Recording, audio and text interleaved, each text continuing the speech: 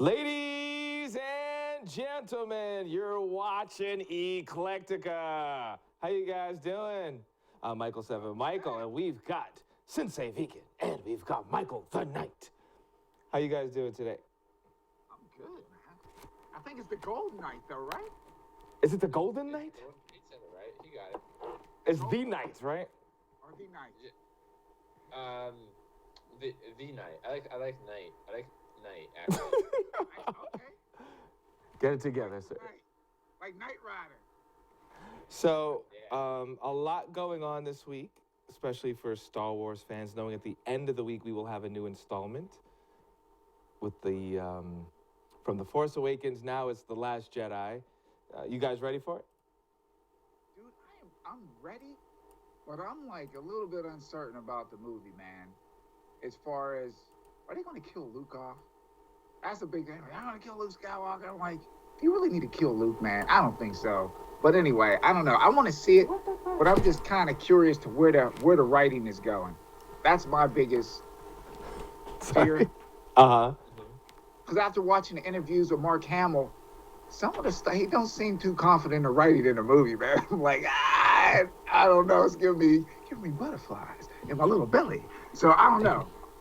So that's the thing. I'm just thinking about the writing. I hope they do the writing right. Because, Right. when they killed off Han Solo, everyone was like, what? Well, You really have to- on the internet and other cons and stuff, he thought he would have more of an input I think in he should.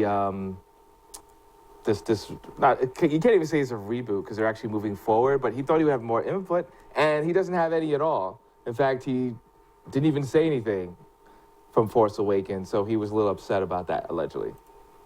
Yeah, I think he's a talented guy. He's a talented actor. Right. And I think they should have had his input in some of the decision making and where the story was going and how they're going to use his character. I mean, he's an icon character Right. in the movie. I mean, technically the last one left when you think about it, because they killed off Han Solo. Right. Carrie Fisher's no longer with us. And I think they should have respected his talent as an actor and director and all this other type of stuff and let him have some input. That's only fair. Right. That's Well, only well, fair. do you think it was even an issue of being fair and just, hey, this is the story they wanted to tell, and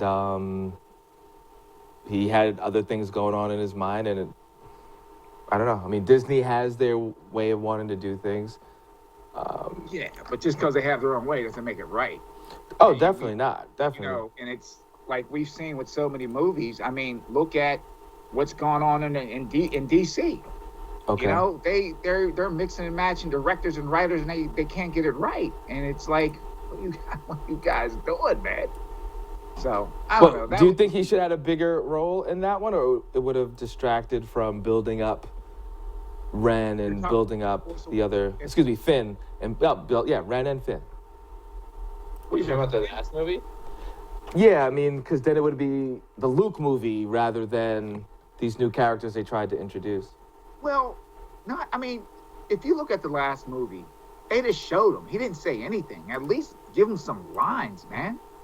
Right. You know what I mean? You don't have to take and let him step on the toes of the new actors, but at least bring him in a way where it's, not the last 10 seconds of the movie. You see him just look around. You have him do something. Bring him in and let him be an element in the movie and not just an ornament. I kind of like that. Wow. Let him, Hey, I thought of that on the spot, man. We need to quote that one. We need to copyright that. But yeah, he was just, instead of making him an ornament, make him an element in the movie. You can't, to me, you just can't have a character like that and just bring him in and show him at the end of the movie. To me, it just doesn't make any sense. Did you feel the same way, Michael? Or Well, what do you think the title? Do you think the title refers to like a Jedi being killed, or Rey being the last Jedi and she's learning? Regardless of what happens to Luke, he could, for all we know, he could do the Obi-Wan Kenobi and get slashed and then disappear. That's what I was thinking. Yeah. That's what I was thinking. Or he just decides to move on somewhere else. mm-hmm. I don't know, man. Maybe this might be the one where he passes the torch. Well, there's also the rumor that he's going to be so disgusted with this good versus evil, Jedi versus Sith, that he will introduce the other way of thinking, which is kind of like the in between. I forgot what the title is called. You have Sith, you have a Jedi. Mike, come on, Google that real quick, Mike. Jedi terms. Yeah, there's a Sith versus Jedi. Hold on a second. I know the explanation. Sith, Jedi, and there's a third way of thinking. Oh, the gray. The gray. Oh, Gandalf Right. the Gray. I was So- thinking gray, but I didn't want to mix it up with our Lord of the Rings here. So you have one that believes that you should be emotionless and very analytical. And then you have the Sith, which is like, no, your emotions drive you to push to do what you need to do. And then you have this gray, but I think there's another, I'm going to look, there's another word for it as well, but where, no, sometimes you use your emotions and sometimes you're emotionless. So it's kind of like the in-between between the two. That would be actually pretty cool. I think. Yeah. That way. Yeah, So- I don't know. I just don't want him to come in and just totally destroy Luke's character. I just think that, I don't know. It would just be meaningless to me in a sense. Mhm. Definitely, if he's going to be in a movie, at least put him in there. If they're going to do another one, at least have him in there for 2. Right. I don't know. Right. So Well, the there's whole this beginning there's a of the Sith next code, movie is gonna be- and then there's a gray code, and then there's the Jedi code. So I really think that they might introduce the gray code, which would be totally interesting because that's in the books. It's never been brought to the forefront when it comes to the movies. Okay. I think that'd work. I think that'd be actually pretty cool. Yeah. That would open up the storyline a lot more, and instead of basically having yes and no. If that makes any sense of what I'm saying. I think that'd be yeah, that'll work. Have you guys ever checked that out? What of the differences between the two? We ever? I did, and it's funny how we were always talking about geek and nerd, Mm-hmm. Trekkie, and Star Wars, and when we did help me here, Sarah, when we did the Fort Hamilton Con, Mm-hmm. I found out what I didn't know about Star Wars and Trekkies. You know what I mean? So I actually learned some stuff from that panel that Right. was going on. So I know Star Wars, but I don't know. I'm not super like way more than me. Right. You know Well, what I mean? and it's not too bad. So like for instance, like the Sith, you have peace is a lie. There is only this is not a good word. We're talking about peace being a lie. Passion's the only way to gain and power. Then all on the other end, you have there's no emotion. There is no ignorance. There's just knowledge. But then you have this in between where there's no dark side, there's no light side, there's only the force. And you must keep it balanced. So in the gray mentality, you actually have to have the dark side. And you have to have... So it's very interesting because, I mean, this whole world really revolves around religion or theology, some sort of doctrine. And I don't think there's any other or very few sci-fi movies that are so indoctrinated with that. It's so important to the story. I believe so. I Yeah. Honestly, I believe it would it's equilibrium. I think you need that. Even I know when I write certain things and some of the characters I had, because you look in like comic books, it's either you're good or you're bad. You run into a problem, and I had it with the main character that I have, ex-con. I mean, he believes he's doing the right thing, but you might have to do a bad thing in order to do the right thing. You know what I mean? It's like sometimes you might have to dip down into that side, but it's life, and that's something that you have to deal with. Right. And I think that just adds so much more to a story because you keep the reader or you keep the person looking at the movie, you keep them guessing because you don't know what the heck they're going to do. You know? Well, So actually, that's interesting because so many people are exploring that now. And I mean, it's almost tired of the anti-hero now. Because that's like, it seems for some people, that's the only other place to go. And I remember a couple episodes of Eclectica going back. We keep making fun of the dark. We got to make it dark. So, how about some just basic? This is good. This is bad. You know, do you feel like movies like that can work? Just this is bad. This is good, and that's it. No, you can have it like that, Mm-hmm. but I mean, you still have to. It's like if you come across a good person, right? You have a good person that comes into your life and they're constantly like a do-gooder, blah, blah, blah, and they do something bad, you're like, hey, wait a second, you know, hey, why'd you do that for? Mm-hmm. That's cool, you know? So it's like, you can't really have one without the other. You have to have it. So yeah, it would work. But I think throwing a little spice in there every once in a while just kind of shakes it up. It's not something where you want to ride it too much. It's like a guitar solo. You're a guitar player, right? But if you do a solo every other measure, then people are like, okay, I heard that before. So, you know, you come out, you give them a little bit, you take it away. You know what I mean? Right. So it's good to throw it in there and take it away. That type. You don't have to ride it all the time. Mm-hmm. It's like a balance. Like that's I love movies now. They say that they repeated, like the stories and everything. If you look deeply into it, it's repeated. But because the content is now so much story driven, there's that balance of good and evil. There's not really a character or a film that's all one-sided, you know? Right. Yeah, I think you need that. Definitely need that. But well, I'm excited though, man. I think I'll probably go to the Thursday showing, and I'm ready. I'm ready to check it out and see what avenue they take, man. Oh, you know what? I need that information on the movie tickets. You said that you could see movies for $10 now, right? I'm glad you said that. You got to text that to me because I got to jump on that. Well, this goes out for anyone that's watching. MoviePass.com. MoviePass.com. And you can see a movie a day for $10 a month. It's like a Netflix type account. Now, because I'm a member, right? Now they have it. The one I have now, it's like you can only see standard movies. That's all I care about anyway. I really don't care about the 3D stuff.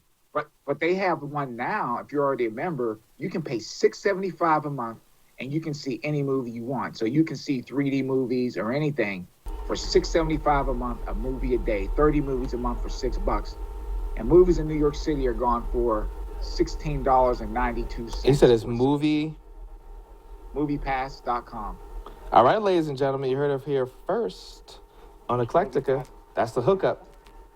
I want to show you what it looks like. Now, is that only AMC or is it only... Man, you can go to AMC, you can go to Regal. It's a bunch of different theaters. I've been to quite a few theaters with it already.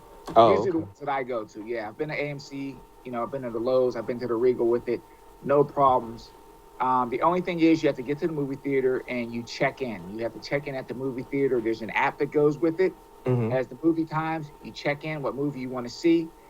And it's a credit card. It says MoviePass on it. It's a MasterCard. You swipe it in, boom, that's it. Pick your seats just like anything else. $6.75 and $10 a month. Yeah. That's a great deal. It's Fandango. Wicked. With better prices. You need to sponsor us. As many people as I told about the Dap Lame thing. You hear that, MoviePass? You need to sponsor Eclectica, man. Get it together.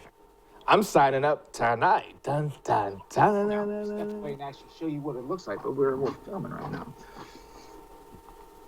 But, yeah, that'd be cool to see with that. Well, I just let's see. You know, I'm guys. You know what? This is live. I gotta show you guys. You got it? No, this is the website, just so everyone just to check that out.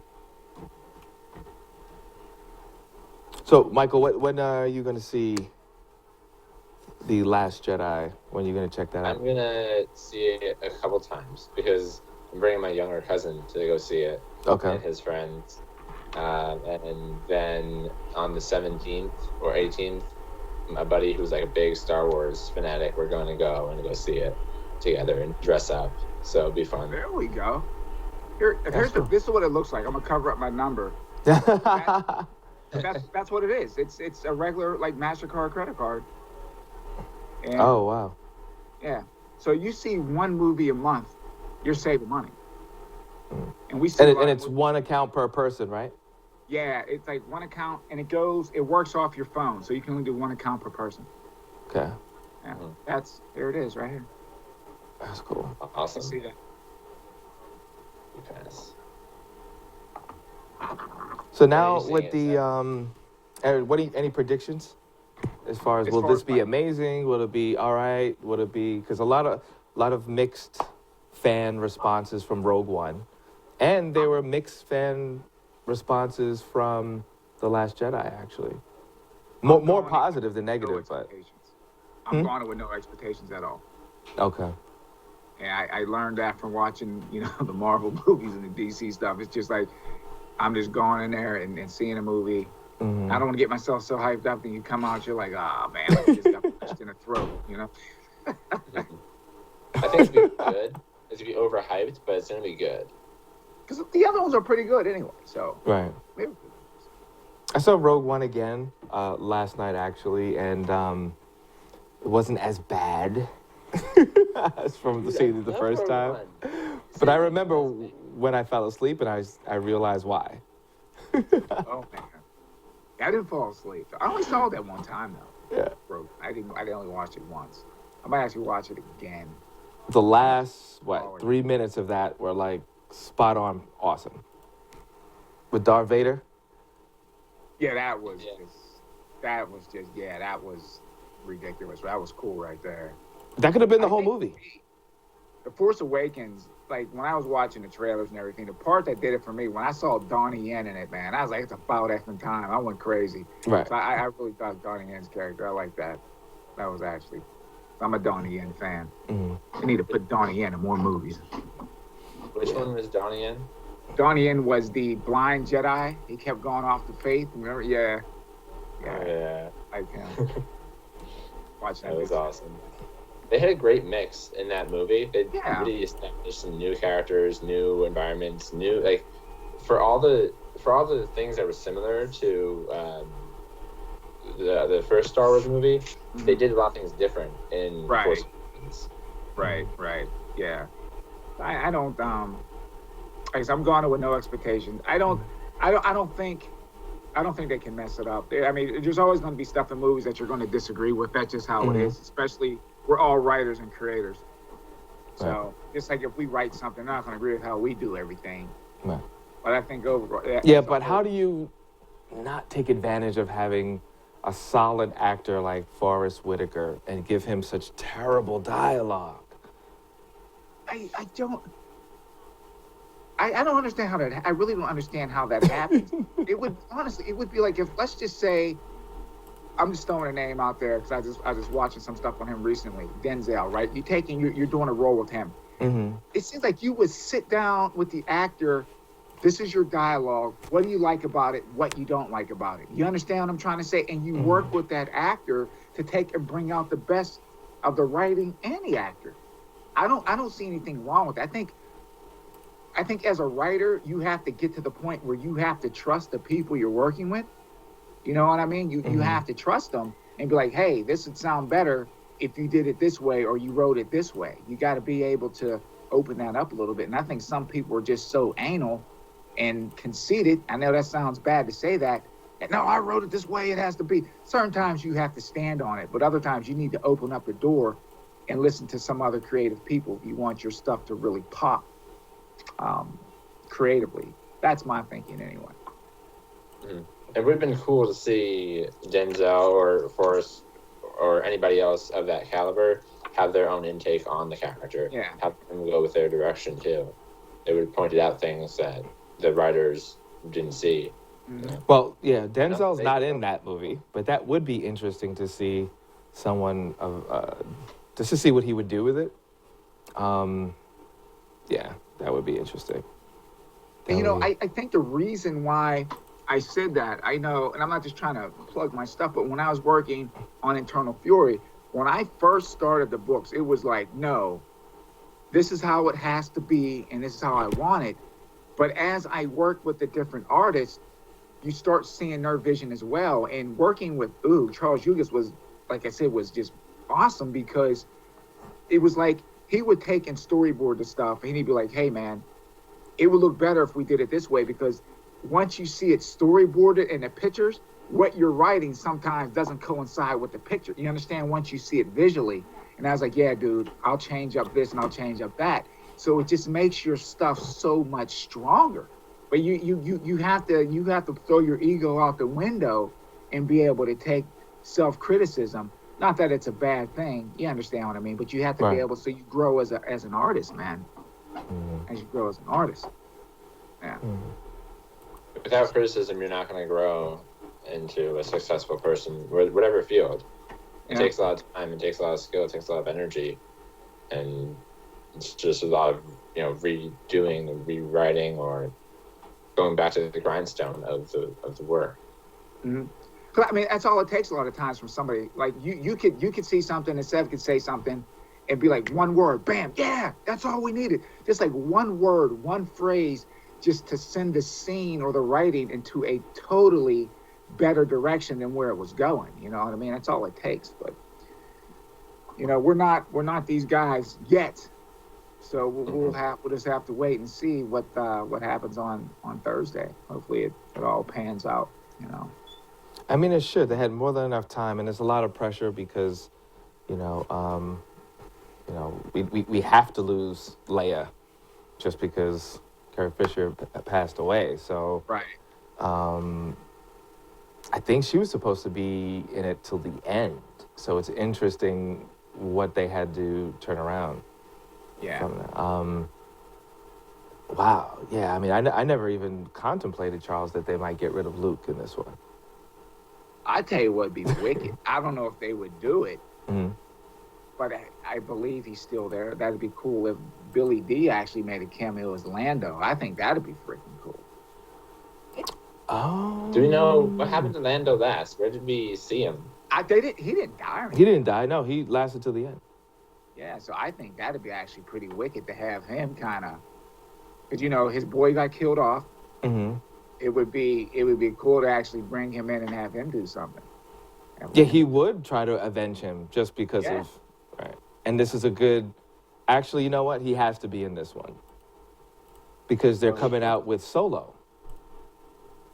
They have to do something with Billy D. Well, no, I mean they're coming out with Solo, Yeah, that solo movie. and But Billy that's D is supposed to be a something, young Billy D. Williams in it. So I can't see them not pulling. That's a big commercial to see. Disney always springboards. right.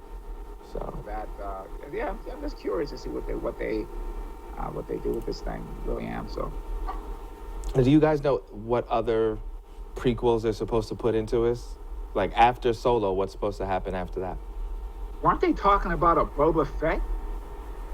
Weren't Yeah. They've been talking about Boba Fett for years. They were like, I don't know if that'll actually happen. No, they mentioned it, Yeah. but again, it needs traction. Yeah, and What was then the one that got killed? Got his head cut. Was that Boba Fett or Jango Fett? That was Jango Fett, right? Was it Jango Fett? Jango Fett got his head cut off. Boba Fett ended up in a monster's belly. He ended up getting eaten. Oh, in the bottomless pit. Oh yeah, he did, didn't he? So, Yeah, he did. Boba Fett. Yeah, he did. I remember. but they could always come up with some excuse how he got out of there, I guess. Oh, they could. Yeah. Yeah, you always leave the writing open, man. You never seal it up. You always got to leave an escape hatch somewhere. But he did die really whack for a bounty hunter. Yeah, I think that was kind of ridiculous. Have you guys played the Battlefront game? No, how's that? I played Battlefront 2. I played the demo to see if I was going to actually pick it up, and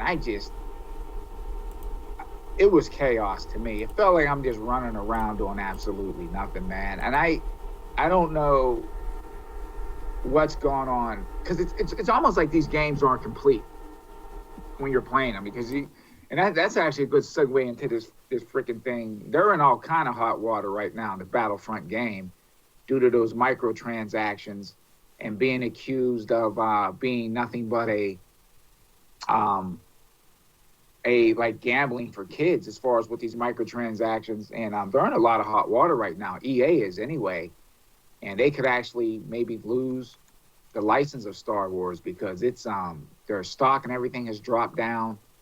and they're making a big fuss about all these microtransactions going on in video games, not just Star Wars, but with Activision and some of these other ones, man, because it's just ripping gamers off. But they were afraid that the Battlefront, what's going on with the microtransactions, might actually carry over into the movie.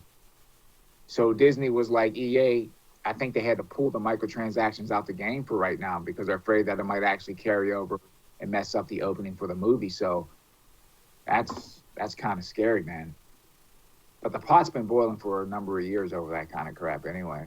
But I just think, to me, Battlefront was just, it didn't seem like a completed game when I was playing it. It just seemed like I'm just running around doing absolutely nothing. And I think these developers, when they put these games out, instead of putting something completed, they're like, oh yeah, we'll put this out and then we'll charge them extra money where you have to download this and download that. And it's just raking the players out of their money. And it's just like, put out a completed game. And if you want someone to buy something, hey, this is a pack, charge the people the money, $5 or $10, instead of having this darn Vegas slot machine stuff. I'm sorry, I get emotional talking about this stuff because I'm a gamer. Yeah, I'm not digging down in my pocket for any more money. But the game seems very random to me. I just want to say one thing. EA has been doing that for a long time, and maybe this will be something to stop it. Yep. They did it with FIFA. They did it with Madden football. And how they say, the crap hits the fan. And so there you go. All right. Well, ladies and gentlemen, you just watched another episode of ECLECTICKA. Thank you so much, Sensei Vegan, a.k.a. Charles, and Michael the Knight. I'm Seven, and we'll see you guys next week, same time.